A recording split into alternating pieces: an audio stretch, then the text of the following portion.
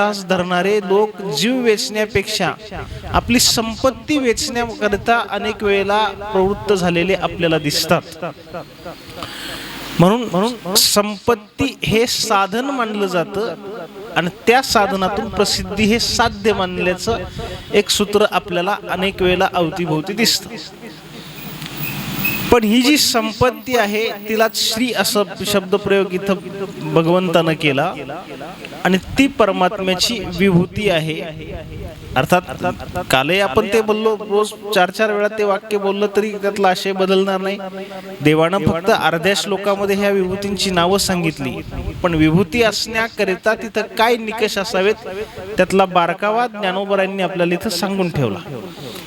म्हणून संपत्तीचा विचार जेव्हा करायचा झाला तर भारतीय तत्वज्ञानामध्ये आपल्याकडे पुरुषार्थ ही संकल्पना आहे. मनुष्य म्हणून जन्माला आलेल्या जीवानं आपल्या जीवनामध्ये काय साध्य करावं त्याला पुरुषार्थ असं म्हटलं जातं. त्याच्या व्याख्येत काही शिरण्याचं कारण नाही. पण अगदी लहान मुलाला जरी आपण विचारलं तरी सुद्धा त्या पुरुषार्थाच्या संबंधानं जे काही आपल्याला ज्ञात असतं तर ते पुरुषार्थ चतुष्टयांचा विचार आबालवृद्धांपर्यंत आपल्याला ज्ञात आहे. पुरुषार्थ म्हटलं की धर्म, अर्थ, काम आणि मोक्ष या 4 गोष्टी सर्वश्रुत आहेत. त्यातल्या धर्म आणि मोक्षाच्या तपशिलामध्ये जरी सामान्य माणूस शिरत नसला तरी पदोपदी अर्थ कामाचा संबंध मात्र या जगात प्रत्येक मनुष्याचा आहे. म्हणून या पुरुषार्थांचे परस्पर संबंध जर पाहिजे झाले तर थोडा वेळ आता धर्म आणि मोक्ष आपणही बाजूला राहू देऊ, पण अर्थ कामांचा विचार करायचा झाला तर सुरुवात होत असते जीवनामध्ये कामानं. काम शब्दाचा अर्थ दरवेळी रती सुखच घ्यावा असा नाही. सामान्यपणे काम शब्दाचा अर्थ आहे आपल्या अंतःकरणात असणारी इच्छा.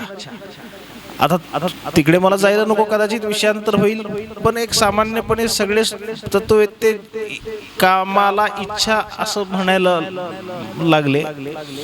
ज्ञानेश्वर महाराज फक्त त्यातला बारकावा टिकणार आहेत आणि अगदी तंतोतंत सांगणार आहेत. म्हणून ते 7व्या अध्यायात इच्छा द्वेष समुत्थेनं या श्लोकावरती रूपक करताना ज्ञानेश्वर महाराज नुसत्या इच्छेला काम म्हणत नाही, ते इच्छेची तारुण्य दशा म्हणजे ज्ञानोबराय तिला काम म्हणतात. पण आता तेवढा बारकाव्यात जरी आपण शिरलो नाही तरी अंतःकरणातली इच्छा म्हणजे काम, एवढं लक्षात आहे. आणि 4 पुरुषार्थांपैकी एक पुरुषार्थ काम सांगितलेले. पण निर्माण झालेला काम जो आहे तर त्या कामाची पूर्ती व्हायची असेल तर कामाच्या पूर्ती करता त्याला अत्यंत गरज आहे ती म्हणजे अर्थाची. याला उदाहरण सांगता येईल आपल्याला. बीड सारखं एखादं शहर आहे आणि तिथे एखाद्या कार्यालयात 2 माणसं नोकरी करता म्हणून आहेत, एकाच पदावरती. ते जिथं त्या नोकरीच्या ठिकाणाला तिथून दोघांची राहण्याची घरं सारख्याच अंतरावर आहेत. उदाहरणादाखल अंतर आपल्याला गृहीत धरायचं झालं तर 4 किलोमीटरचं अंतर आहे. एकाचं घर पूर्व दिशेला 4 किलोमीटर आहे, दुसऱ्याचं पश्चिमेला 4 किलोमीटर आहे. दोघं एकाच पदावर आहेत. सर्व त्यांना जो काही लाभ आहे कामकाजाचा तो एकसारखाच मिळतो, त्यात काही फरक नाही. फक्त ये जा करण्याकरता जो पश्चिमेकडून नोकरीच्या ठिकाणी येतो त्याच्याकडे एक दुचाकी आहे आणि अजून पेट्रोल टंचाईची झळ काही त्याला बसलेली नाही, त्यामुळे त्याचं चाललंय सुरळीत. आणि जो पूर्व दिशेकडून ये जा करतो त्याच्याकडे काही गाडी नाही, त्याला दररोज चालत यावं लागतं. आता हे उदाहरण पुण्यातलं असतं तर कदाचित वेळ कोणाला जास्त लागतो, वाहतूक कोंडीमुळे चालणारा लवकर पोहोचला असता असं म्हणायला वाव होता, पण मी बीडचं उदाहरण घेतले. त्यामुळे इथे चालणाऱ्यापेक्षा गाडीवाला निश्चितच लवकर पोहोचतो. 4 किलोमीटर अंतर पार काढण्याकरता पूर्व दिशेनं येणाराला दररोज 1 तास लागतोय चालायला. सकाळी 1 तास चालत यायचं, सुट्टी झाली की परत 1 तासानं घरी जायचं. पश्चिमेकडून जो येतो त्याच्याकडे मोटारसायकल असल्यामुळे त्याला काय 1 तास लागत नाही, त्याला 5 मिनिटामध्ये तो 4 किलोमीटर अंतर पार करून येतो. मग जो पूर्वेकडून येतो त्याला कधीतरी असं वाटू लागलं की आपल्या सहकार्याप्रमाणे ये जा करण्याकरता इतके श्रम होतात आपल्याला, तर त्याच्यासारखी आपल्याला काय असली पाहिजे, आपल्याला सुद्धा एखादी दुचाकी असली पाहिजे, एक गाडी आपण घेतली पाहिजे. हा त्याच्या अंतःकरणात काय निर्माण झालाय, हा काम निर्माण झालाय. पण तो काम जर पूर्ण करायचं असेल, गाडी जर घरी आणायची असेल, तर काय पाहिजे, खिशात काहीतरी पाहिजे ना. म्हणून कामाला पूर्ण करण्याकरता दुसऱ्या पुरुषार्थाचे अत्यंत आवश्यकता आहे, आणि तो पुरुषार्थ म्हणजे अर्थ. आणि हा अर्थ म्हणजेच श्री म्हणजेच धन अशा शब्दप्रयोग काही करा, इथं ती विभूती सांगितली. पण आपलं तत्वज्ञान केवळ काम आणि अर्थ या दोनच पुरुषार्थांवरती थांबत नाही. ह्या अर्थ कामाला नियंत्रित करणारा तिसरा पुरुषार्थ आपल्याकडे अत्यंत महत्वाचा मानलाय, तो म्हणजे धर्म. जीवनात तुमचा काम काय असावा आणि काय नसावा हे सुद्धा कुणीतरी ठरवलं पाहिजे. आणि त्या कामाला पूर्ण करण्याकरता तुमच्या खिशात आलेला अर्थ हा सुद्धा कसा कमवावा आणि असा कमवू नये हे सुद्धा कुणी सांगावं लागतं. आणि ते सांगणारा तिसरा पुरुषार्थ आहे, त्याचं नाव आहे धर्म.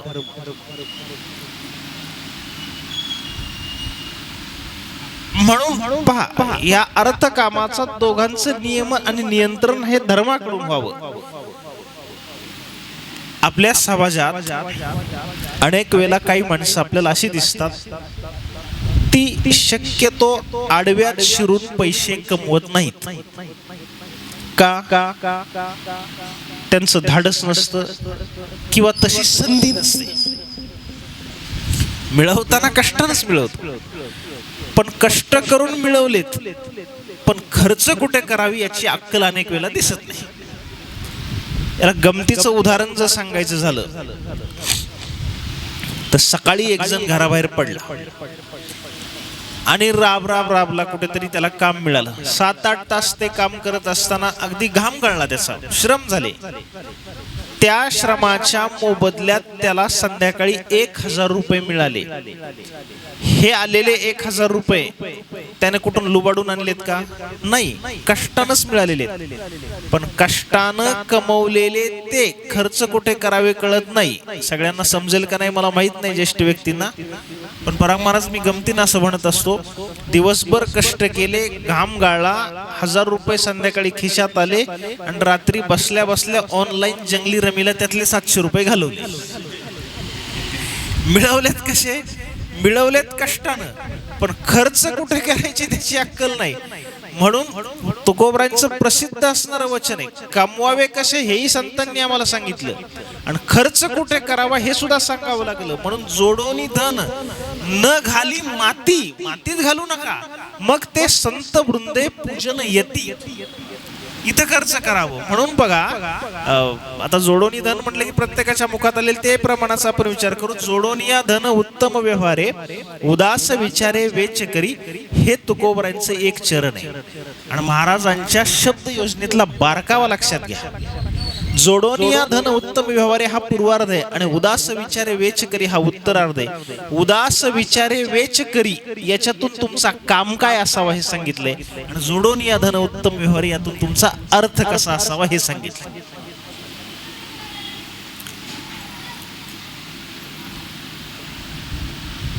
या पद्धतीनं आपल्या जीवनातल्या मग त्या उदास विचारे वेच करी म्हणत असताना ती एक यादी, आता त्याच्या तपशिलात शिरणं फार तसं संयुक्तिक ठरणार नाही. पण जसं काही संत वृंदे पूजन येते हा भाग तर आपल्याला तुकोबरांनी सांगून ठेवलेला. त्यासाठी त्या उदास विचारानं वेच करण्याकरिता अगोदर त्या संपत्तीचा संचय जो व्हावा, तो संचय महाराज सांगतात उत्तम व्यवहारी असावा. म्हणून थोडंसं रील स्टार लोकांचं एक वाक्य उसनं घ्यायचं ठरलं तर आपल्या खिशात येणारा जो काही रुपया आहे तर त्या रुपयाला आपल्या घामाचा वास असावा, ना की कोणाच्या तळतळाटाची पार्श्वभूमी त्याला नसावी. म्हणून अशी श्रमानं अर्जित केलेली जी संपत्ती आहे ती संपत्ती बर मिळवली श्रमानं, पण तिचा विनियोग सुद्धा कुठं करावा हे सुद्धा आपल्याला कळालं पाहिजे. म्हणून श्री अर्थात संपत्ती ही परमात्म्याची विभूती आहे असं ज्ञानेश्वर महाराज आपल्याला म्हणजे भगवंतानं आपल्याला सांगितलं. पण ती विभूती कधी? ज्ञानोबराय सांगतात औदार्यसी संपत्ती. इथला महत्वाचा शब्द आहे औदार्य. या औदार्य असा शब्द जेव्हा ज्ञानेश्वर महाराज करतात त्यावेळेला त्याच्या अंतर्गत पोटात जाऊन ती संकल्पना आपल्याला नीट समजून घेता आली पाहिजे. हे औदार्य आहे, पण ते औदार्य कुठे? जेव्हा आपण कमवावं कसं हा एक पूर्व पक्ष त्यातला झालाच, पण जिथे कुठे आपल्याला त्यातला एखाद दुसरा रुपयात दान करायचं आहे ते औदार्य वृत्ती सुद्धा सत्पात्री असली पाहिजे. म्हणून बघा पुन्हा यातला नैतिकतेचा भाग सांगायचा झाला तर अन्नदानाकरिता पात्र अपात्रतेचा विचार करू नये हे आपल्याला संतांनी सांगितलं. सर्वामुखी द्याव्यान. पण पुढचं महत्वाचं द्रव्य पात्र विचारून. सकाळी सकाळी कधीतरी एखाद्या कामानिमित्ताने बीडहून पहाटे तुम्ही निघालात आणि पुण्याला काही कामा करता म्हणून यायचं.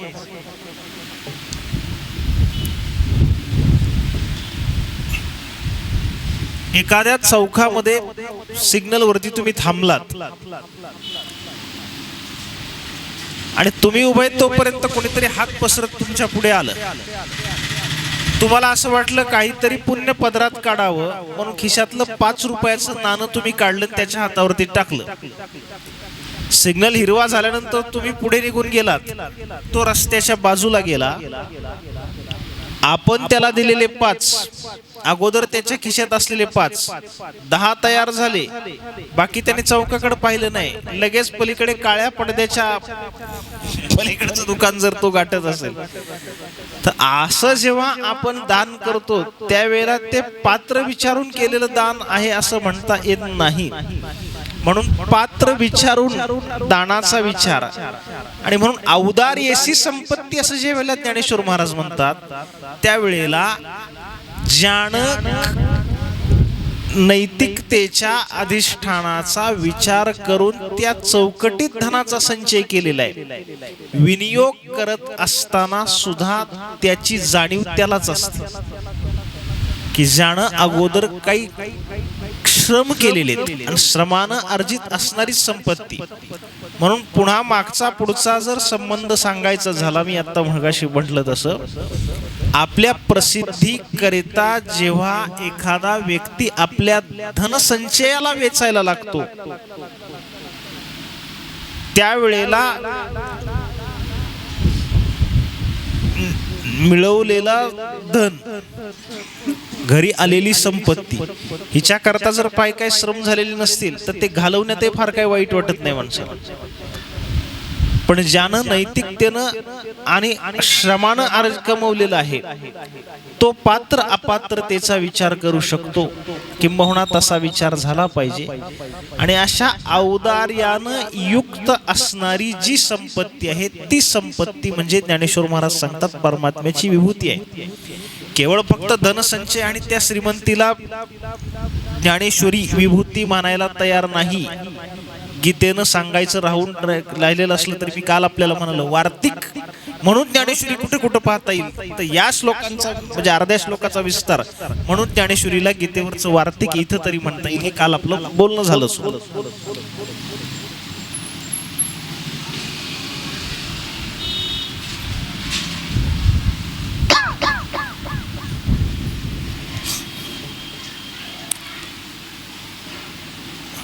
म्हणून इथे थेट रीतीनं काही पुरुषार्थांचा विचार तसा सांगितलेला नसला तरी सुद्धा औदार्यसी संपत्ती हे ज्ञानेश्वर महाराज आपल्याला जेव्हा सांगतात, किंबहुना जी काही तुकोबरांची वचन आता आपण पाहिली यातून हा धर्म अधर्माचा विचार अप्रत्यक्षरित्या संतांना आपल्या इथं पुढ्यात ठेवायचा आहे. आणि तो ठेवत असताना संपत्तीला परमात्म्याची विभूती जेव्हा ज्ञानेश्वर महाराजांना म्हणायचे तेव्हा ते औदार्य. आता हे बघा, इथे औदार्याची संपत्ती असं म्हणणं असेल, किंबहुना या विभूती एक एक सांगायला सुरू करण्याच्या अगोदरच जो काही या 10व्या अध्यायाचा प्रास्ताविकाचा भाग ज्ञानोबरांनी केलाय, म्हणजे आता ते फार संख्यात्मक सांगण्याचं तात्पर्य नाही, पण तरी विषय निघालाच म्हणून बोलायचं झालं तर 335 ओव्यांचा हा 10वा अध्याय आहे. त्याच्यामध्ये 75 विभूती सांगितलेल्या आहेत. पण विभूतींचा एकेका विभूतीचा नावांचा उल्लेख करून बोलायला जेव्हा ज्ञानेश्वर महाराज सुरुवात करतात त्याच्या अगोदर जवळपास 200 ओव्या, मी चुकत नसेल तर मला सांगा, हा प्रास्ताविक भागाकरिता म्हणून ज्ञानेश्वर महाराजांनी खर्च केलेले आहेत. आणि त्यातलं एक सूत्र आपल्याला असं सांगितलेलं आहे, केवळ इथंच नाही, आता इथे तर संपत्ती म्हणून थेट विचार आलाच, पण विभूती म्हणजे काय याचं दिग्दर्शन करत असताना एक निकष ज्ञानोबरांनी आपल्याला सांगून ठेवला की ज्या ठिकाणी दया आणि संपत्ती ह्या दोन गोष्टी एकत्र येतात त्याला संपत्ती असं म्हटलं जातं. म्हणून ते पहा, आता फार विषयांतर होणार नाही, मी फक्त मुद्द्याचं तेवढं सांगतो. एक परंपरेनं आपल्यात महाभारताची एक आख्यायिका सांगितली जाते. कृष्ण परमात्म्याच्या निजधाम गमनाची वार्ता जेव्हा धर्मराज युधिष्ठिराकडे आली आणि आल्यानंतर आपल्या चारी बंधूंना त्यांनी सांगितलं, आता द्वापार युग संपलं, कलियुगात काय आपल्याला राहायचं नाही, स्वर्गारोहण केलं पाहिजे, हे सगळं परीक्षितीकडे सोपू वगैरे. त्यावेळेला कलियुग म्हणजे नेमकं काय हा चारी भावंडांनी प्रश्न विचारल्यानंतर त्याचं एक प्रात्यक्षिक धर्मराजानं दिल्याची एक आख्यायिका आपल्याकडे सांगितली जाते. 4 जण 4 दिशेला जा आणि जे काही तुम्हाला आश्चर्यकारक दिसेल, ज्याच्या कार्यकारणाची संगती आपल्याला लागणार नाही, असं तुम्ही पाहून परत या. त्यात अर्जुनानं काय पाहिलं, भीमानं काय पाहिलं त्याचं आता मला महत्वाचं नाही, ताकापुरतंच रामायण जर आता पाहायचं झालं तर एका दिशेला गेलेल्या नकुलानं असं पाहिलं होतं, ते येऊन दृश्य आपल्या धर्मराज दादाला सांगितलं होतं युधिष्ठिराला की दादा, शेजारी एका रस्त्याच्या बाजूला 2 विहिरी दिसल्या, एकामध्ये काठोकाठ पाणी भरलेले, तिच्यावरती काही तवंग जमा झालाय शेवाळ, पण ते जर थोडंसं दूर केलं तर आतमध्ये त्याची स्वच्छता केली तर ते सगळं पाणी घेता येईल. तिच्या शेजारी दुसरी विहीर आहे, तिच्या खोल तळाला डबक्यात कुठंतरी पाणी आहे, तिथं काही माणसं पाणी घेण्याकरता आलेली होती. पण भरलेल्या विहिरीची स्वच्छता करून त्यातलं पाणी घेणं सोपं असताना त्या विहिरीकडे कुणीही न पाहता खोल तळाशी असणाऱ्या त्या डबक्यात आपला जीव धोक्यात घालून माणसं तिथलं पाणी घेण्याकरता का प्रयत्न करत होते. त्यावेळेला त्याकरता त्याचा तात्पर्य अर्थ सांगण्याकरता धर्मराज युधिष्ठिराचं वाक्य की बाबा, हे कलियुग असणार आहे आणि कलियुगात असं असेल काय, भरलेली विहीर म्हणजे ज्याच्याकडे काही गडगंज असेल अशा संपत्तीच्या ठिकाणी औदारी असेलच असं सांगायला जमत नाही कलियुगात. आणि ज्याला असं वाटतं कुठे काही एखाद्या करिता कोणाच्या हातावरती 4 घास ठेवावेत, कोणाच्या मुखात काही घालावं, नेमकं त्याच्या डबक्याला खोल तळात पाणी असतं, स्वतःच भागत नाही तर दुसऱ्यासाठी काय कर. पण संपत्ती आणि औदार्य या 2 गोष्टी एकत्र येणं हा विभूतीचा निकष ज्ञानेश्वर महाराज आपल्याला सांगतात. आणि आता क्रमशः करत त्या विभूती सांगत असताना शक्ती विभूतींपैकी संपत्ती हीच विभूती जेव्हा ज्ञानोबरायांना सांगायची त्यावेळेला ज्ञानेश्वर महाराज सांगतात, संपत्ती पण कोणती, औदार्यसी संपत्ती. औदार्य वृत्ती आणि संपत्ती ह्या 2 गोष्टी जेव्हा एकत्र येतात तेव्हा ती विभूती आहे. पण ह्या औदार्याची आणि सत्पात्राची जाणीव कधी होईल त्याकरता त्याचा संचय करत असताना करणारानं न्याय्य मार्गानं अर्थात धर्म मार्गानं केलेला आहे, तेव्हा त्याचा विनियोग सुद्धा तो धर्म मार्गानंच करेल. तर अशी संचय आणि विनियोग या दोन्ही बाजूला धर्माचं अधिष्ठान जेव्हा असेल त्यावेळेला ती औदार्यशी असणारी संपत्ती ही ज्ञानेश्वर महाराजांना भगवंताची विभूती वाटते. आणि ह्या 7 शक्ती विभूतींपैकी असणारी 2ऱ्या क्रमांकाची ही विभूती. याला जोडून 3री विभूती आहे ती म्हणजे वाक अर्थात वाणी. कीर्ती, श्री आणि वाणी. आपल्या अंतःकरणात असलेली भावना किंवा आपले विचार समोरच्याला सांगण्याकरिता त्याच्यापर्यंत पोहोचवण्याचं माध्यम ते म्हणजे भाषा, आणि त्या भाषेच्या अभिव्यक्तीचं माध्यम ते म्हणजे वाणी. 84 लक्ष योनीतले प्रत्येक जीव जंतू आहेत, प्रत्येकाच्या शरीरात त्यांची त्यांची एक वाणी आहेच. म्हणजे वाणीचा विचार करायचा झाला तर फक्त माणसालाच बोलता येतं, संवाद साधता येतो असं नाही.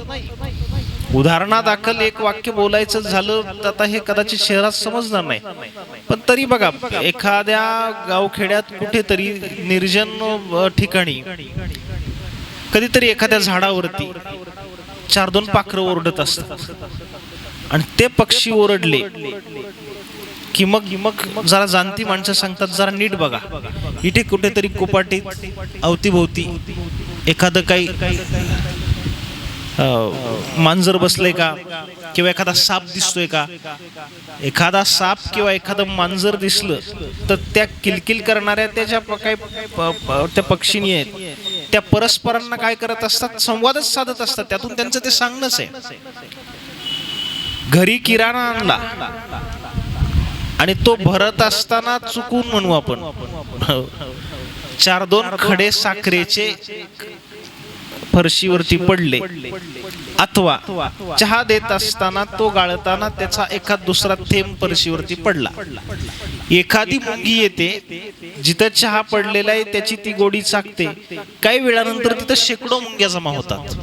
का जमा होतात? एक जण तिथं आली, बाकीच्यांना तिनं सांगितलं, ते त्यांची त्यांची परिभाषा आहे, त्या परिभाषेत त्यांचा संवाद घडला, त्यातून तिचं हे येणं झालं. हे इतरांचा त्या विचार सोडून पण मानवी जीवनाचा विचार करायचा झाला तर मानवी जीवनाचा संपूर्ण ढाचा हा आपल्या शरीरामध्ये असणारी जी अन्य देह इंद्रिय आहेत त्यापैकी सर्वाधिक महत्वाची भूमिका ही वाणीची आहे. पंचमहाभूतांच्या पासून या शरीराच्या उत्पत्तीचा विचार जेव्हा वेदांतानं आपल्याला सांगितला तेव्हा प्रत्येक महाभूताच्या ठिकाणी सत्व, रज आणि तम हे 3 गुण आहेत. त्यापैकी आकाशाच्या रजोगुणापासून शरीरामध्ये वाणी हे इंद्रिय निर्माण होतं. त्याच्यामध्ये परा, पश्यंती, मध्यमा आणि वैखरी अशा 4 प्रकारामध्ये ते विभागले, त्यानुसार इथं कार्यरत. यात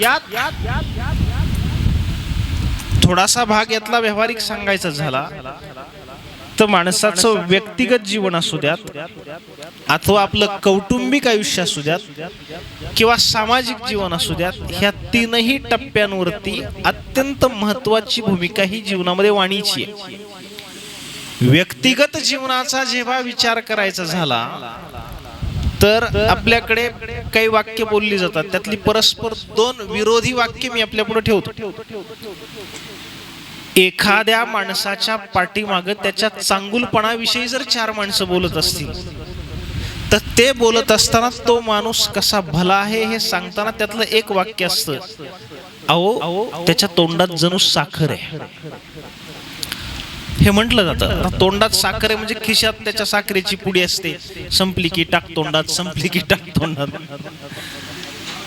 असा भाग आहे का? नाही. त्याच्या तोंडात साखर आहे म्हणजे तो शक्यतो आपल्या शब्दाने कोणाला दुखावत नाही. ज्ञानोबराय सांगतात त्याचा कुठलाही शब्द असा संदिग्ध नसतो की ज्यानं ऐकणाराची भुवई सुद्धा उंचावेल, असा निसंदिग्ध बोलतो. या उलट दुसरं एक वाक्य असं बोललं जातं, कधीतरी एखादं सार्वजनिक काम घेऊन कोणाला तरी एखाद्या महत्वाच्या व्यक्तीला भेटायला जायचे आणि ते भेटायला जाण्याकरिता सकाळी सकाळी 2 जण भेटतात. खूप दिवसाचं ते काम पडले, आज ते आलेले शहरात, जाऊ त्यांना भेटू. 2च कुठे जातात, सार्वजनिक काम आहे, जरा आणखी 2घांना घेतलं पाहिजे, जाऊ. मग चला मी एक तुम्ही एक गाडी काढू. रिकामी गाडी जाण्यापेक्षा आणखी मागे 2 बसतील, 4 जण गेलं पाहिजे. मग कोण घ्यायचे? अजून 2, अमुक अमुक, चालेल 3 झाले. चौथ्या करिताचं नाव उच्चारल्याबरोबर तो सांगतो त्याला नको, आपण चाललो हे सुद्धा त्याला कळू देऊ नका. का? आणि मग तो सांगतो हे इथं आपलं काही असू द्या, चांगल्या माणसाच्या समोर न्यायचं, तो काय ते वाक्य तुम्ही पूर्ण करा. आणि मग बोलताना आपल्या भावना पोचल्या माझ्यामध्ये. बोलताना आपण मग असं म्हणत असतो, अहो ते आपण इथे त्याला सहन करतो तर काही बोललं तरी चालेल, ते मोठ्या माणसांच्या समोर नको तिथं का. तेव्हा महाराष्ट्रभरात एक वाक्य सगळीकडे बोललं जातं, अहो त्याच्या जिभेला काही, त्याच्या जिभेला हाड नाही. आता क्षणभर आपण थांबू, तसे ती गाडी चालली म्हणून आपण प्रत्येकाच्या स्वतःच्या जिभा तपासा बरं, कोणाच्या जिभेला हाड आहे.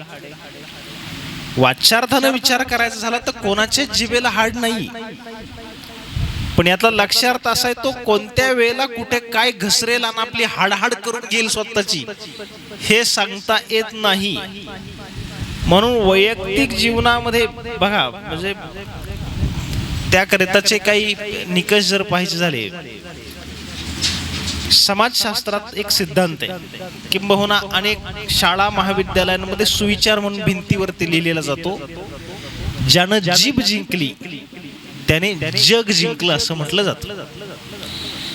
जिभेच्या जोरावर जग जिंकणारी असंख्य माणसं इतिहासात होती, वर्तमानातही असतील. वर्तमानही कधीतरी इतिहास होत असतो, भविष्यातही तो प्रवाह चालू राहील.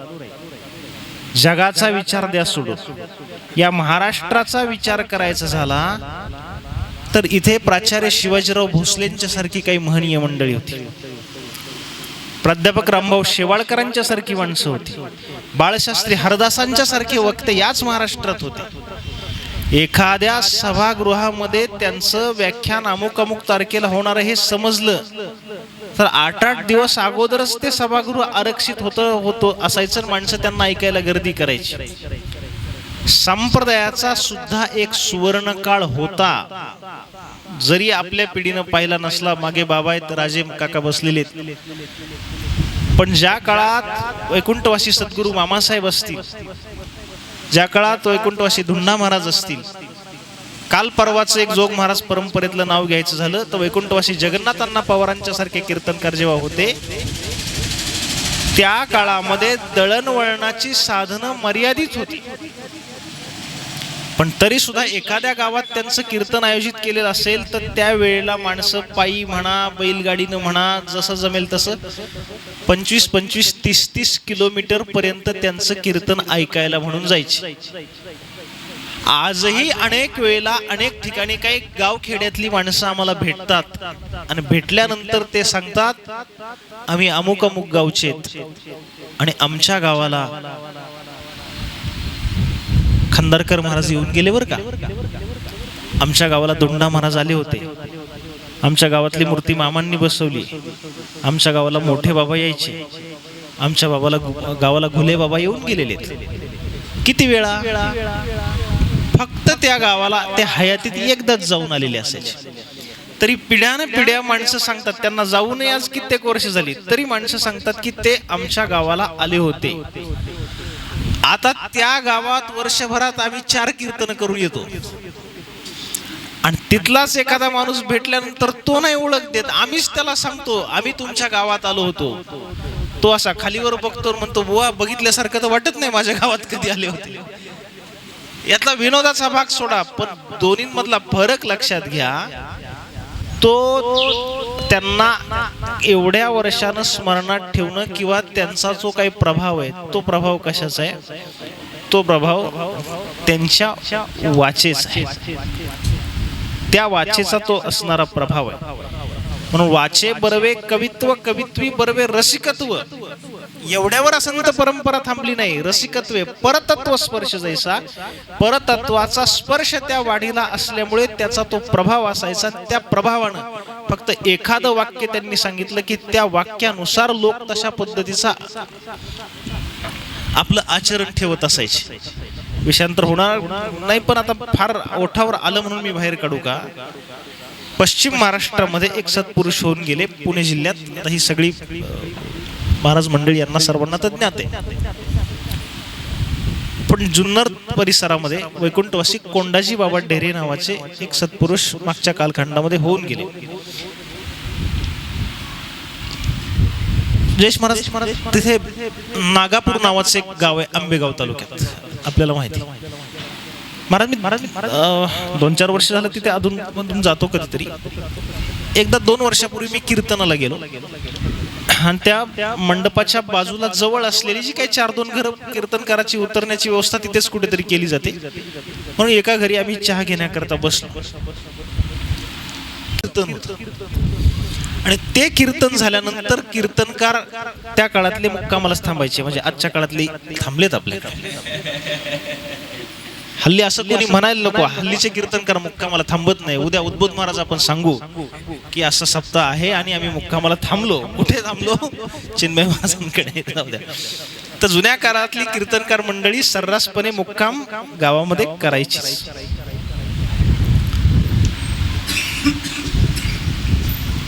तर बाबा तिथं मुक्कामी थांबले होते आणि ते जागरण गोंधळ सुरू झालं.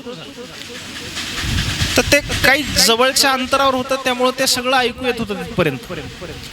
सकाळी कोंडाजी बाबांनी माणसांना सांगितलं की तो रात्रीचा वाघ्या कोणी त्याला बोलवून आणा. हे म्हणले आमच्या आजोबाला गावकऱ्यांनी निरोप दिला, कोंडाजी बाबांनी तुम्हाला बोलवले. ते आले, दर्शनाला भेटले.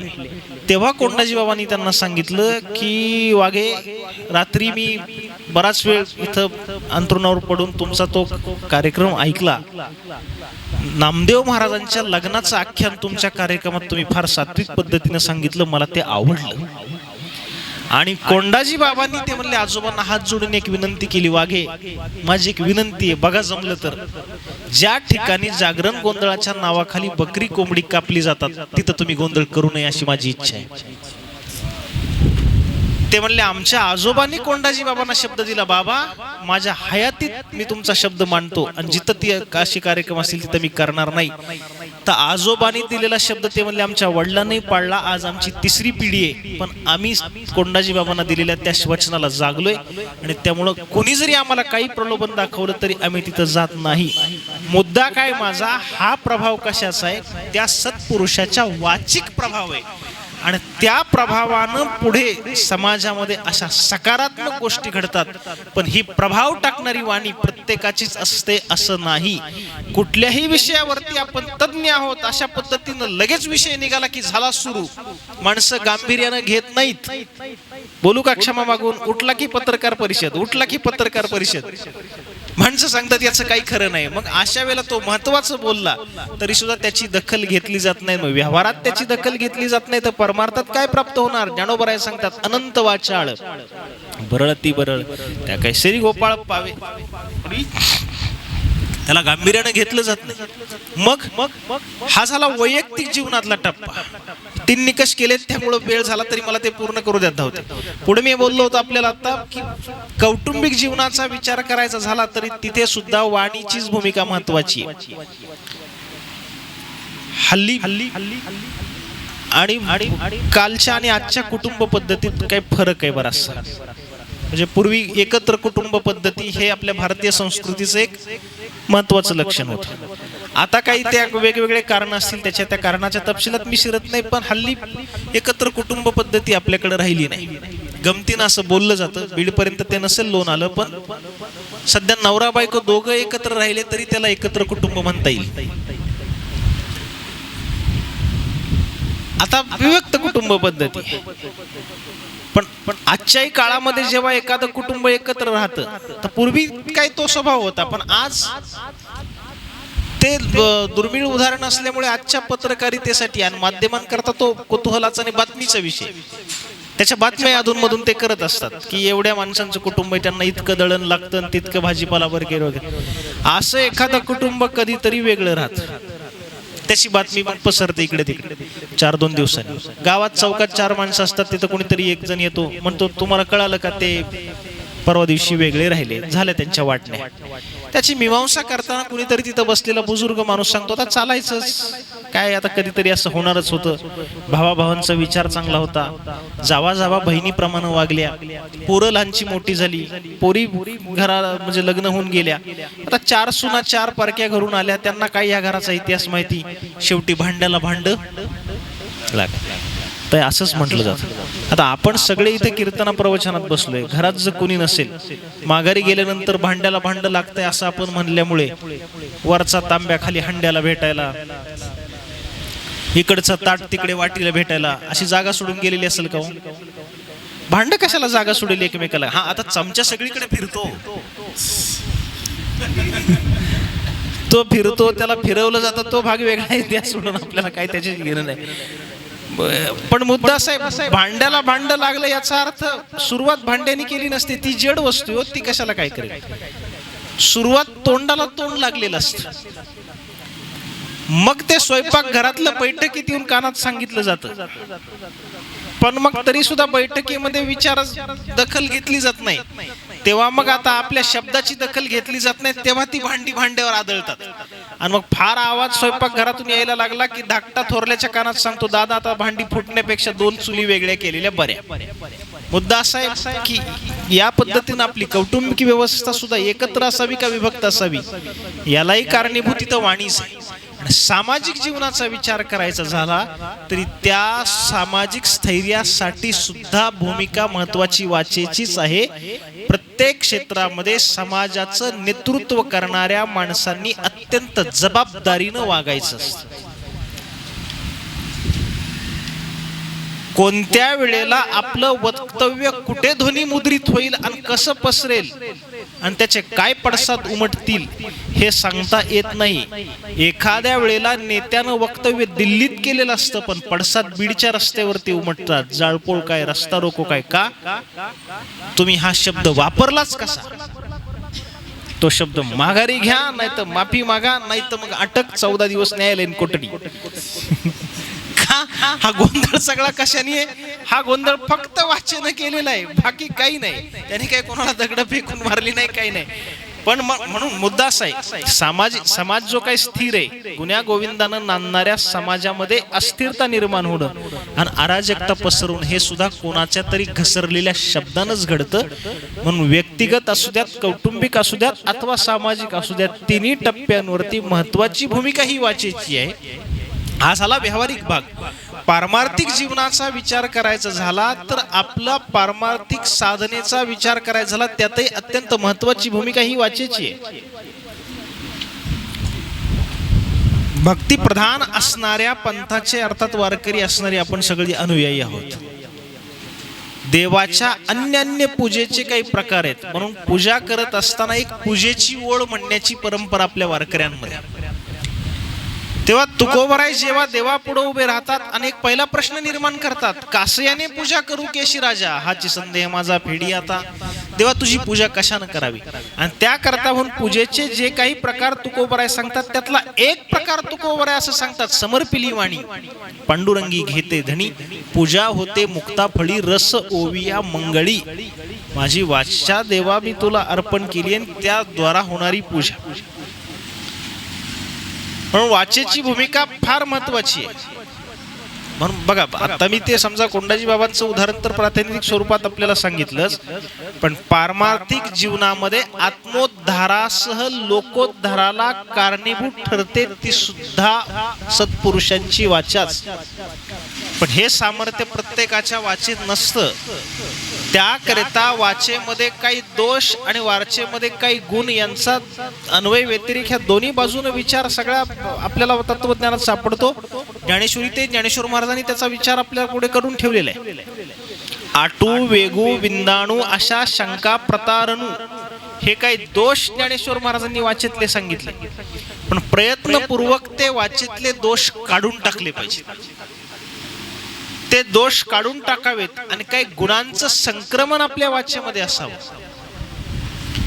तेव्हा ती वाचा काहीतरी फलद्रूप होते. म्हणून बघा, ज्या ज्ञानेश्वर महाराजांनी आपल्याला हे सांगितले ना, हे वाचेतले दोष काढून टाकावेत, तेच ज्ञानेश्वर महाराज म्हणजे अर्थात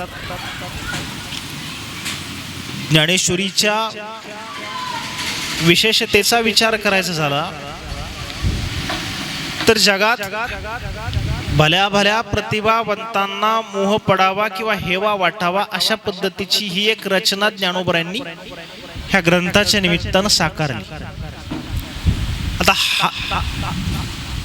ज्ञानेश्वरी निर्माण करणं हे काम ज्ञानोबराय सांगतात तसं फार अवघड होतं.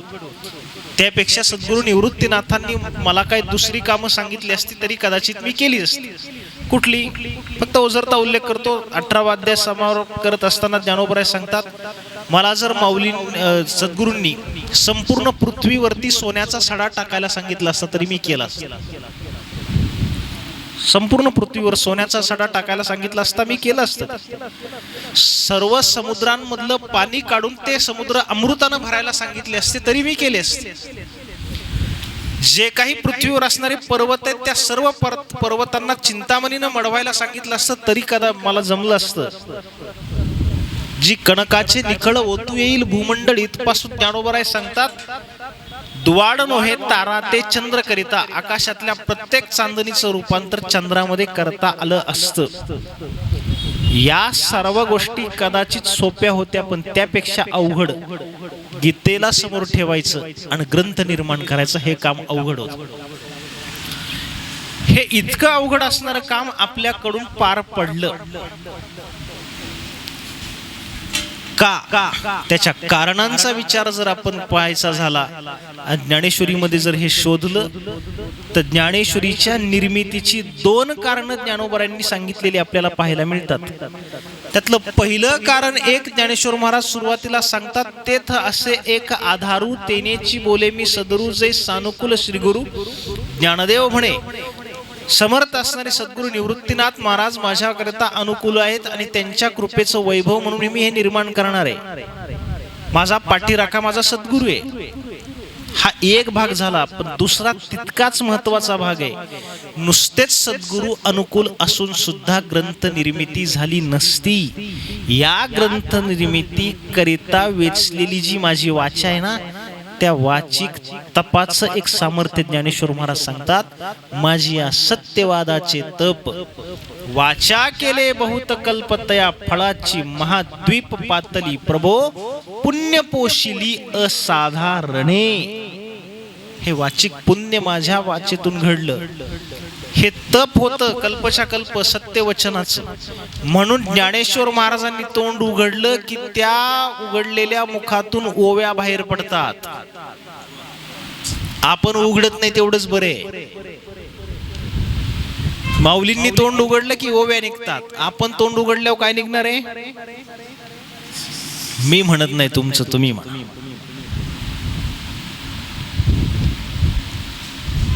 पण असू द्यात, शिव्या असल्या तरी आपल्या भाषेतले आणि त्या आपणच जतन केल्या पाहिजेत. ती जबाबदारी आपली आहे. याचा अर्थ लगेच माझ्यावर लाखोली व्हायला सुरू करू नका, वेळेत संपवणार आहे मी. यातला विनोदाचा भाग सोडा. पण ज्ञानेश्वर महाराज सांगतात, सत्यवादाचे तप वाचेमध्ये गुणांचं संक्रमण व्हावं याकरता ती वाचा सत्य कथन करणारी असावी. अनेक वेळेला लीलेनं आपण फक्त आपल्या चातुर्यानं खोटं बोलतो. आपल्याला वाटतं काय नाही, नेली वेळ मारून. असं होत नसतं. वाचेतलं सामर्थ्य कमी होत असतं आणि तुमचा प्रभाव तिथे कमी होतो. लीलेनं जरी आपण खोटं बोललो तरी सुद्धा ते कमी होतं. पण खरं बोलायचं असेल तर मग एक अडचण आहे आपल्या समाजात. कधीतरी एखादा पेच प्रसंग आपल्या पुढे दिसतो, एखाद्या चौकात किंवा बैठकीमध्ये वातावरण थोडंसं गंभीर असतं आणि त्यात एक जण असा तावातावानं बोलत असतो. तो म्हणत असतो, भाऊ तुम्ही मला बोलायला लावू नका. मी जर बोललो तर मी खरं बोलेल आणि मी खरं बोललो तर मग तुम्हाला राग येईल. मी खरं बोललो तर तुम्हाला राग येईल. याच्यावरून एक सिद्धांतच केलाय आपण, सत्य हे नेहमी कटू असतं. माऊलींच्या कानात जाऊन वाक्य सांगा, सत्य हे कटू असतं. तिथपर्यंत पोहोचेल का नाही हीच प्रश्न आहे, कारण आपण बोलणार आहे ना. पण यदा कदाचित ज्ञानेश्वर महाराजांनी जर ऐकलं सत्य हे कटू असतं तर माऊली जोरजोरानं हसतील. त्यांच्या दृष्टीने हा विनोद आहे. सत्य कटू असतं. ज्ञानोबराय सांगतात, कोणी सांगितलं सत्य कटू असतं? अडचण फक्त अशी आहे सामान्य माणसाची आणि सत्पुरुषांची. आपल्याला सत्य बोलायचं असतं, पण गोड भाषेत बोलण्याची कला आपल्याला अवगत नाही. आणि पराकोटीचं सत्य या जगात महापुरुष बोलतात, पण ते कटू नसतं. म्हणून साच आणि मवाळ ही दोन पद ज्ञानेश्वर महाराजांनी एकत्र केली. माझ्या वयाला न शोभणारं उदाहरण आहे. वडीलधारी माणसं पुढे त्यांची मी क्षमा मागतो. माझ्या सर्व मित्रवर्यांची मी परवानगी आहे असं समजतो. पण ज्यांनी हे उदाहरण सांगितले त्यांच्या नावानिशी सांगतो. उद्बोध महाराजांना ज्ञात आहे. सद्गुरु जोग महाराजांच्या संस्थेत आम्ही शिकत असताना 13वा अध्याय सांगताना ही ओवी आल्यानंतर गुरुवर्य शांतीब्रह्म कुरेकर बाबा एक गमतीची गोष्ट सांगत असतात. ती बाबांची गोष्ट आहे, त्यांच्या नावानं ऐका, मी फक्त तुमच्यापर्यंत पोहोचवतोय. साच आणि मवाळ ही दोन पद एकत्र त्यांच्या जीवनात येतात आणि सामान्य माणसाला हे कसं जमत नाही याकरता गुरुजी ती गोष्ट सांगत असतात. सकाळची वेळ आहे. स्वयंपाकघरामध्ये एक तरुण आई स्वयंपाक करतीये. 4 वर्षाचा मुलगा तिच्या अवतीभोवती काहीतरी खेळतोय. घराचा दरवाजा आतून बंद आहे आणि अचानकपणे दारावरती थाप पडली. आईनं ऐकलं, तिचं काहीतरी पोळ्या लाटायचं भाजायचं काम चालू आहे. आईनं सांगितलं, बाळा जा दार उघडून बघ बाहेर कोण आले. ते 4 वर्षाचं लेकरू गेलं. चिमुकल्या हाताने त्याने आतून कडी उघडली आणि दारात उभ्या असलेल्या माणसाकडे बघून ते जोरात ओरडलं. आईला ऐकू जाईल अशा आवाजात. ते पोरग म्हटलं, आई कुणी नाही, तुझा नवरा आलाय. वाक्य ऐकायला कसं वाटतंय हो. पण त्या ठिकाणी खरंच त्या बाईचा नवरा आलेला होता. पोरग खोटं बोललेलं नव्हतं. पोरग कसं बोललंय? पोरग खरं बोललंय. पण खरं बोललेलं असलं तरी ते बरं नाही ना. आई लाटत असेल तर लाटण्यानं आणि भाजत असेल तर उलथण्यानं. अगोदर त्या पोराचा समाचार घेईल, नंतर बघेल कोण आले. पण दारावर आलेला कोण आहे? दारावर आलेला खरोखर त्या बाईचा पतीच आहे. पण आई तुझा नवरा आलाय हे वाक्य त्या मुलाच्या तोंडात शोभत नाही. त्याला बोलणं शिकवावं लागेल आणि ते बोलणं शिकवत असताना त्याला सांगावं लागेल, बाळा असं बोलायचं नसतं. मग कसं बोलायचं? आई बाबा आलेत. आता ही 2 वाक्य समोर ठेवा. आई बाबा आलेत आणि आई तुझा नवरा आलाय. ह्या 2 वाक्यांचा अर्थ एकच आहे का वेगळा आहे? अर्थ दोन्हीचा एकच आहे, पण उच्चाराची संहिता मात्र वेगळी आहे. त्यामध्ये शिष्टाचाराचा भाग हा आई बाबा आलेत याच्यामध्ये आई तुझा नवरा आला हे राग आणणारं, तिडीक उठवणारं वाक्य खरं असलं तरी. म्हणून बाबा सांगत असतात, सामान्य माणूस जेव्हा समोरच्याला धमकी देतो, मी खरं बोललो तर तुम्हाला राग येईल, कारण त्याची अडचण ही आहे, त्याचं बोलणं खरं आहे पण त्याला गोड बोलता येत नाही. त्याचं बोलणं या प्रकारातले आई तुझा नवरा आलाय त्यातलं. पण तेच जेव्हा नाथांना सांगायचे, माऊलींना सांगायचे, नामदेवरायांना सांगायचे, तेव्हा ते सांगतात. पण ते सांगण्याकरता त्यांच्याकडे ही कला आहे. त्यांचं बोलणं ह्या कोटीतलंय की आई बाबा आलेत या प्रकारातलं असल्यामुळे ते सत्यच सांगतात, पण ते मृदुतेनं सांगतात. म्हणून मधुरावाणी ओठी हे त्यांच्या वाचेचं वर्णन केलं जातं. म्हणून गीतेनं फक्त 7 शक्ती विभूतींपैकी 3री विभूती म्हणून वाचा इतकंच सांगितलं, वाक. पण कुणाचीही वाचा तिला विभूती मानायला ज्ञानेश्वर महाराज तयार नाहीत. पदोपदी खोटं बोलतो आणि ती वाणी कशी देवाची विभूती होईल? म्हणून ज्ञानोबराय 2 निकष ठेवतात. आणि ते गामी वाचा सुखासनी न्यायाच्या, आरूढोनी विवेकाच्या मार्गी चाले. आपल्या बोलण्याच्या परिणामाचा विचार करत असताना ती वाचा आसनावर बसली, ते आसन सुखाचे आणि ते सुखाचं आसन म्हणत असताना दुसऱ्याला का दुःख देऊन मग आपल्याला प्राप्त होणाऱ्या सौख्याचा विचार करणारी ही वाचा नाही. पण सुखासनी न्यायाच्या म्हणत असताना त्या वाचेला सुख कशाने प्राप्त होईल याचाही धांडोळा पुन्हा जर ज्ञानेश्वर महाराजांच्या परिभाषेत घ्यायचा झाला तर या जगामध्ये आपल्याला वाचा मिळाली आहे, त्या मिळालेल्या वाचेनं कोणाच्या तरी दोषांचं चिंतन करणं हा निंदेचा भाग आहे आणि कोणाच्या तरी गुणांचं कौतुक करणं हा स्तुतीचा भाग आहे. पण हे स्तुती अथवा निंदा ही कोणाची तरी दुसऱ्याची करण्यापेक्षा या लागी जन्मलेची ते मोघ, अशा पद्धतीनं मोघाशा मोघ कर्मानं म्हणून काहींचं जीवन जेव्हा व्यर्थ ठरव सांगितलंय, त्यात अशांच्या विषयी बोलूच नये आणि बोलून व्यर्थ आपुली वाचा शिनवू नये. मग या वाचेला सुख कधी प्राप्त होईल? माऊली सांगतात, ऐके वाचा जेथ विसवे ते साधू कथा. जेव्हा एखाद्या सत्पुरुषाच्या चरित्राच्या कथनामध्ये ही वाचा प्रवृत्त होईल, तेव्हा ती सुखाला प्राप्त होईल. आणि हे देवाला सुद्धा आपल्याकडे आवडतं. म्हणून 12व्या अध्यायाचा समारोप करत असताना परमात्म्याचं एक वचन ज्ञानोबराय सांगतात, आपल्या भक्तांच्या विषयी बोलणारा या जगामध्ये देवाला प्राणापेक्षाही प्रिय, तेही प्राणापरवते आवडती निरुते, जे भक्त चरित्राते प्रशंसिते. अशा भक्त चरित्रांची प्रशंसा करणं म्हणजेच ती वाचा न्यायाच्या सुखासनावरती बसली आहे असं म्हणता येईल. पुढे विवेकाच्या मार्गी चाले. विवेकाच्या मार्गी चालेल म्हणत असताना सत्य काय, असत्य काय, न्याय काय, अन्याय काय, बरोबर काय, चूक काय, याचा निवाडा जी वाचा करते, ज्ञानेश्वर महाराज सांगतात, ती वाचा ही परमात्म्याची विभूती आहे. म्हणून आणि ते गामी वाचा सुखासनी न्यायाच्या आरूढोनी विवेकाच्या मार्गी चाले. म्हणून वाचा प्रत्येकाला मिळालेली आहे, पण जेव्हा ती काही आत्मोद्धारासह जगताच्या उद्धाराला कारणीभूत ठरण्या एवढं सामर्थ्य त्या वाचेत येतं. ते कशाला येतं? हातभाग आता आपला बोलून झाला. सगळ्या दोषांचा प्रयत्नपूर्वक तिनं त्याग केलेला आहे आणि जाणीवपूर्वक काही गुणांचं संक्रमण ती वाचा करते.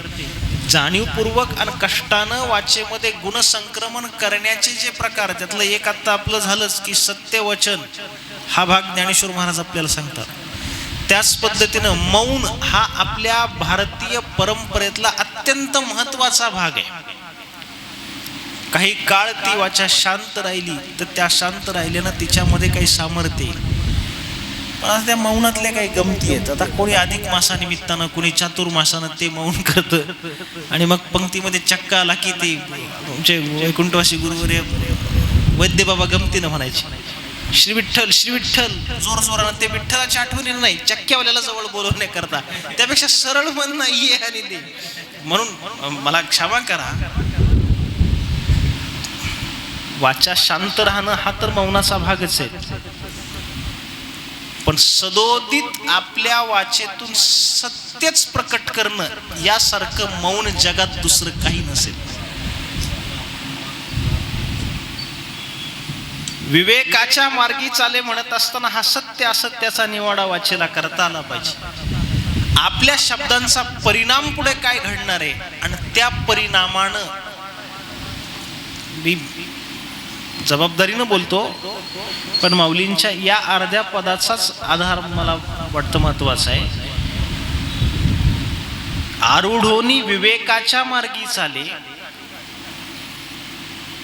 एखाद्या प्रसंगी तुम्हाला स्नेह आणि धर्म या दोन गोष्टी समोर आल्या तर स्नेहाला दूर सारून धर्माला प्राधान्य देणं हे विवेकाच्या मार्ग, त्याचा विवेक तिथं स्नेह आणि धर्माचा त्या वाचेला करता आला पाहिजे.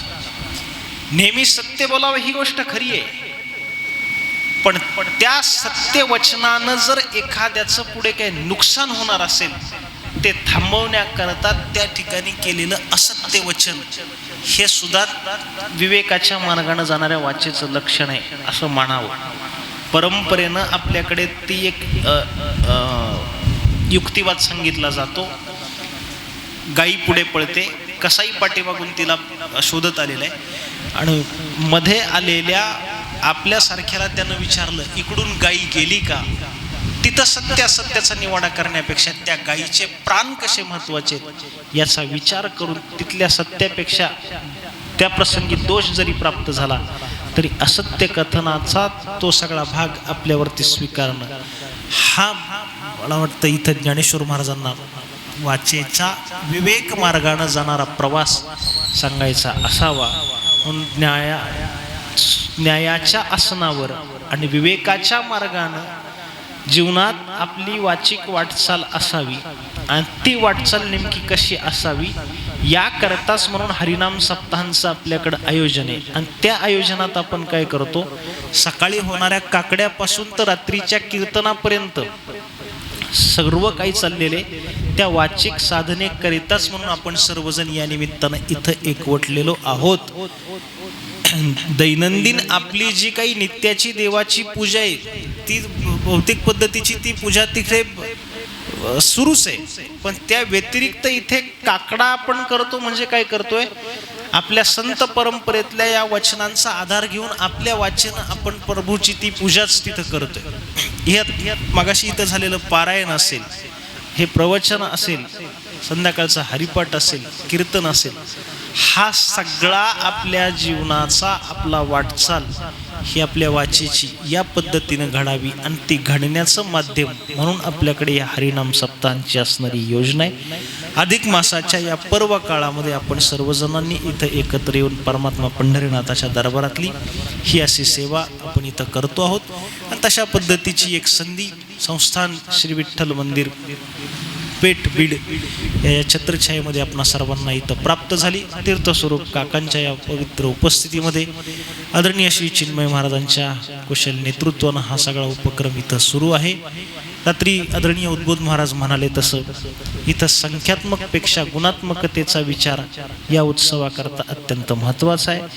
म्हणून संत परंपरेत सर्व संतांच्या अक्षरांची सेवा इथं घडावी याकरता चोकोबरायांच्या अभंगावरती इथं कीर्तन व्हावीत हा महाराजांचा असलेला अट्टहास. आणि त्याकरता म्हणून इथं सेवेकरता येणारी चिन्मय महाराजांच्या मैत्रीच्या परिघातली आम्ही सर्व मंडळी, त्यापैकी रात्री ज्यांचं सुश्राव्य असं कीर्तन झालं, देऊळगाव राजा या ठिकाणी वैदिक आणि वारकरी यांचं विद्यालय चालवणारे आमचे परमस्नेही जोग महाराज संस्थेच्या नात्यानं ज्येष्ठ गुरुबंधू आदरणीय बुद्धबोधनाथ महाराज इथं आपल्यामध्ये उपस्थित आहेत. दुपारी पुढच्या कीर्तनाकरता म्हणून इथं जाणार आहेत. आदरणीय पराग महाराजांची इथं उपस्थिती आहे. उद्याचे प्रवचन आपलं होणार आहेत म्हणून आदरणीय पराग महाराज इथे 8 दिवस उपस्थित आहेत. उद्या ज्यांच्या हरिकीर्तनाची सेवा इथं होणार आहे. काल रात्री ज्यांच्या सुंदर सुरेख अशा चाली ऐकल्या ते आदरणीय जयेश महाराज असतील. मित्रवर्य अनेक संत साहित्याचे अभ्यासक म्हणून ज्यांची कीर्ती महाराष्ट्रभर आहे अशा आदरणीय सचिन महाराज असतील. या सर्व मित्रांच्या संबंधानं या पद्धतीनं इथं हा एक वाचिक प्रवास करण्याची संधी माझ्यासारख्या सामान्याला इथं प्राप्त झाली. याबद्दल आपण सर्वांना इथं धन्यवाद देतो. आणि आजच्या पुरता ह्या वाचेला इथं वाचेच्या विभूतीचा विचार सांगून इथं विराम देऊ. पुढं राहिलेल्या ज्या विभूतींचा विचार आहे त्याचा विचार उद्याच्या प्रवचनामध्ये यथाशक्य करण्याचा प्रयत्न करू. आजच्या पुरतं इथं थांबूया. पुंडलिक वरधारी विठ्ठल विठ्ठल विठ्ठल विठ्ठल विठ्ठल विठ्ठल विठ्ठल पुंडलिक वरदा हरी विठ्ठल. श्री ज्ञानदेव तुकाराम सद्गुरु ज्ञानेश्वर महाराज की जय. ज्यांच्या वक्तृत्वाबद्दल, ज्यांच्या अभ्यासाबद्दल आपण नेहमीच ज्यांच्या चरणावर नतमस्तक असतो असे अण्णा, त्यांनी एक वेळ बोलत असताना आदरणीय महाराजांबद्दल जे विधान केलं होतं ते किती सार्थ आहे याची क्षणोक्षणाला जाणीव होत होती. काय विधान आहे मी तुम्हाला सांगतो. ते आदरणीय हरिभक्तीपरायण भागवत महाराज साळुंके यांच्याबद्दल, मी मुद्दाम पूर्ण नाव घेतोय, मी का घेतोय तुम्हाला पुढे कळेल. हरिभक्तपरायण भागवत महाराज साळुंके यांच्याबद्दल बोलताना अण्णा असं म्हणाले होते, यांचं वक्तृत्व म्हणजे काय, साळुंकी मंजूळ बोलत असे वाणी. अण्णांनी या शब्दात त्यांच्या वाणीचा गौरव केला होता आणि ते किती सार्थ आहे हे आपल्याला आज प्रवचन सुरू झाल्यापासून पदोपदी जाणवत होतं. आणि अशा मंजूळ वाणीतून वाणीचंच वर्णन आपण ऐकत होतो. हे अजून आनंदाची गोष्ट होती. महाराजांचं वक्तृत्व, महाराजांची विचार मांडण्याची पद्धती, त्याला असलेला एक स्थिरता, हे त्यांच्या अभ्यासातून आलेली आणि उपासनेतून आलेली गोष्ट आहे. उगीच एखाद्याची वाणी इतकी प्रभाव टाकून जाते असं होत नाही. महाराजांनी आजपर्यंत केलेली ज्ञानेश्वरीची उपासना, ज्ञानोबारायांची, तुकोबारायांची, सगळ्या संत साहित्याची केलेली साधना आणि साधनेच्या बरोबरीने त्यांचा चालू असलेला आणि झालेला अभ्यास, या सगळ्यांचा उत्तम परिपाक म्हणून महाराजांच्या वाणीला आलेली ही धार, यांच्या मुखातून आपण ऐकत असलेला विषय खरोखर खूप विलक्षण आणि सुंदर विषय. आणि महाराजांनी हा विषय इथे घेतला असताना, आणि हा विषय आपण दिलेला नाही आहे बरं का, हा विषय स्वतः महाराजांनी या प्रवचनासाठी निवडला. तो ऐकत असताना खरोखर जाणवत होतं की या चालू असलेल्या आपल्या प्रत्येक दिवसाच्या प्रवचन सेवा असतील किंवा कीर्तन सेवा असतील, येणारे प्रत्येक व्यक्तित्व ही आपल्या कार्यक्रमाची उंची कैक पटीने वाढवत चाललं आहे. आणि हे आपलं सगळ्या बीडकरांचं फार मोठं भाग्य आहे की ही सगळी मंडळी इथे येऊन राहत आहेत. आपण या सगळ्या संधीचा फार मोठा लाभ घेतला पाहिजे, कारण ज्या मंडळींचं श्रवण करण्याची संधी सहसा लवकर प्राप्त होते असं नाही, आणि मिळाली तरी इतक्या जवळून त्यांच्या जवळ बसून ऐकण्याची संधी प्राप्त होतेच असं नाही. त्यामुळे ही सगळी मंडळी या ठिकाणी उपस्थित आहेत, त्यांच्याप्रती आपण कृतज्ञ असलं पाहिजे. आणि विशेष करून आता आदरणीय भागवत महाराजांचं जे प्रवचन सेवा आपण ऐकतोय, ही प्रवचनमाला या ठिकाणी महाराजांची होतीये, यातून मला खरंच फार आनंद होतोय. मी तो शब्दामध्ये आत्ता बोलू शकत नाही, आणि बोलून मला तो आनंद कमी पण करायचा नाही आहे, त्या आनंदात राहायचं आहे. मी आदरणीय महाराजांच्या चरणी नतमस्तक होतो आणि उद्याच्या सत्राची पुन्हा एकदा आतुरतेने वाट पाहतो. उद्याचं सत्र बरोबर आजच्यासारखंच पारायण संपल्याबरोबर सुरू होईल.